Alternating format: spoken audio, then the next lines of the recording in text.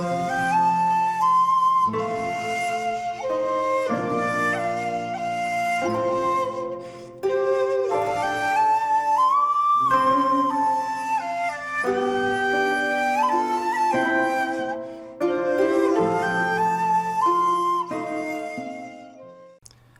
there, this is Satyajit Ronan from Satyajit Ronan Films, and welcome to part 15 of my Satyajit Ray season. And today's film we're going to talk about is The Adversary from 1970. Yes, this is a film that actually has a DVD release on Mr. Bongo. Sad to say though, the print on this is really poor. There's lots of scratches and it's really not a great print at all. Again, this really irritates me and annoys me. Obviously Criterion Collection have the Music Room and the Apu trilogy by Ray, and Artificial Eye have a 5-film Blu-ray set which is now out of print, and pretty much none of his other films, as far as I'm aware, please let me know in the comments below if I'm wrong, but as far as I'm aware, his other films either don't have DVD releases or not great DVD releases like this one. But you can watch the film, which is always an advantage. So this is The Adversary from 1970. It tells the story of a student who's just come out of medical school. He wants to be a doctor, but he's unemployed and he can't get a job. He lives with his mother and sister and has a couple of roommates. I would say this is one of Ray's more political films.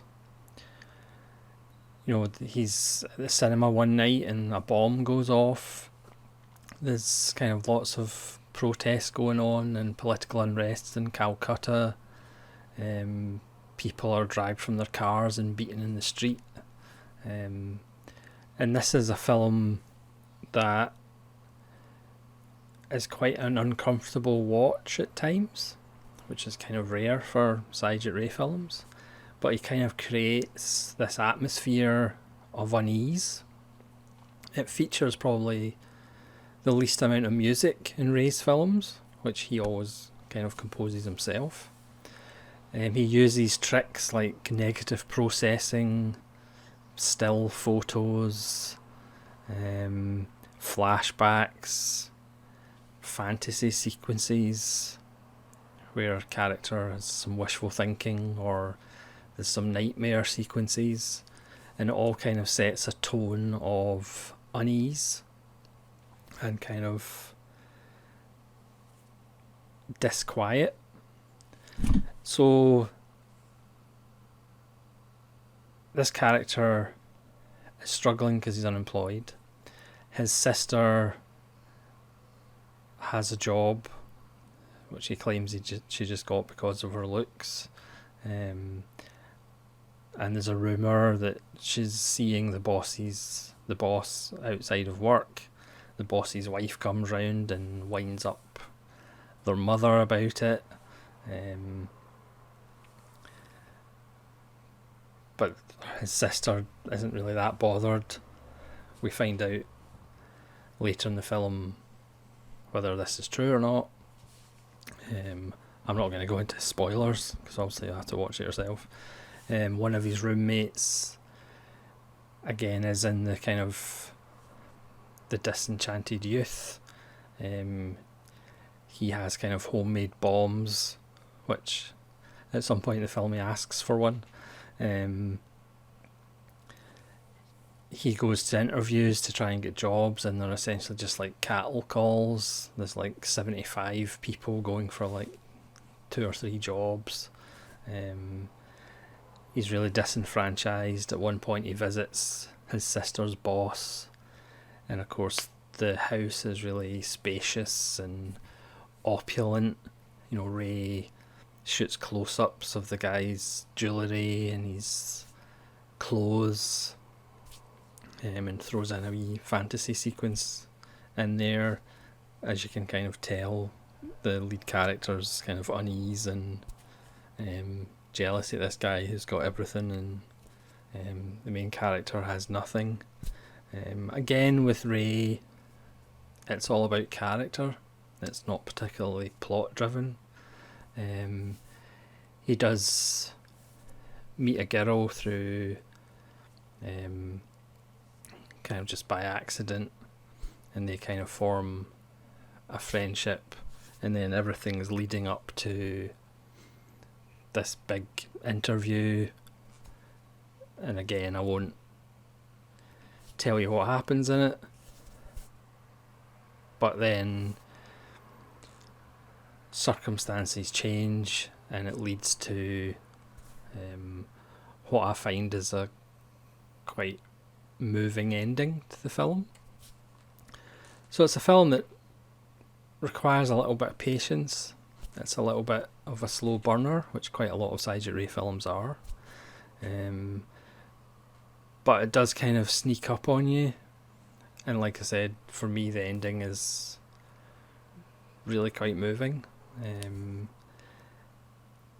It's kind of about the rat race. It's about education and what does that actually provide for you? What does that actually mean if you can't actually get a job at the end of it? Like I said, it's an uncomfortable film. Ray masterfully kind of creates this atmosphere of unease. It's mostly set in Calcutta, and it really feels claustrophobic. The kind of apartment that these different people are living in is really oppressive.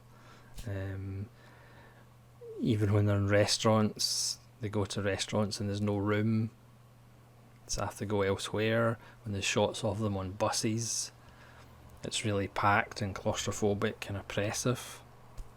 You could argue it's one of Ray's most kind of experimental films, with the kind of, like I said before, the mixing of technique to kind of put the audience at unease, and to kind of put you in with the lead character.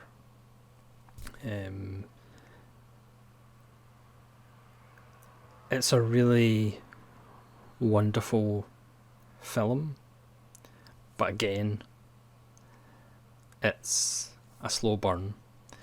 There's little details that Ray is really good at. Like, the lead character has kind of flashbacks to his youth with his sister out in the countryside, and there's kind of there's a bird song that kind of is a motif throughout the film, and is kind of a symbol for simpler and happier times, which again, near the end of the film, is quite moving. It's a film that really encapsulates desperation and the desperation of unemployment, but also with the perspective of the viewpoint of distancing yourself from the rat race, and why do we need to be involved with this? Why do we need to be treated poorly by employers? Why do we have to beat ourselves over the head doing jobs that we can't stand so that the people in charge can be rich and live in opulent houses? Like I said, it's probably one of his more overtly political films. It's just wonderful, but it is, again, a perpetual annoyance of mine, the fact that the print on this really isn't that great.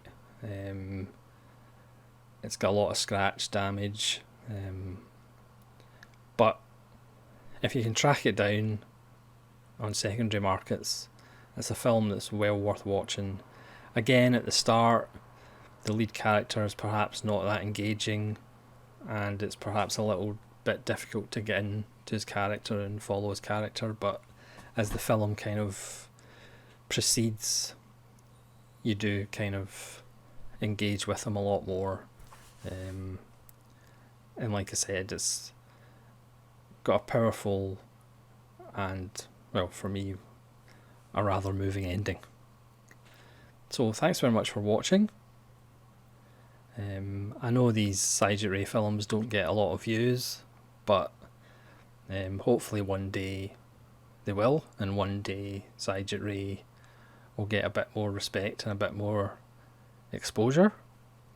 Because again, Kurosawa did once say that if you haven't seen the films of Satyajit Ray, it's like living in a world without having seen the sun and the moon. So that's pretty high praise.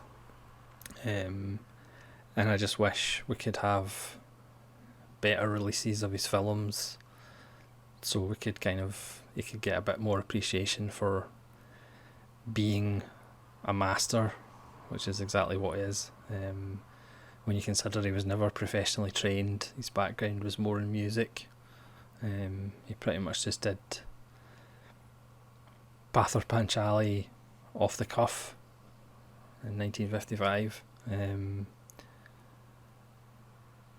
And he is one of the masters, but unfortunately one of the neglected masters. So thanks very much for watching. Hopefully you'll join me again for another Satyajit Ray video. This is Satyajit Ronan saying have a pleasant afternoon, or evening, or morning, and farewell.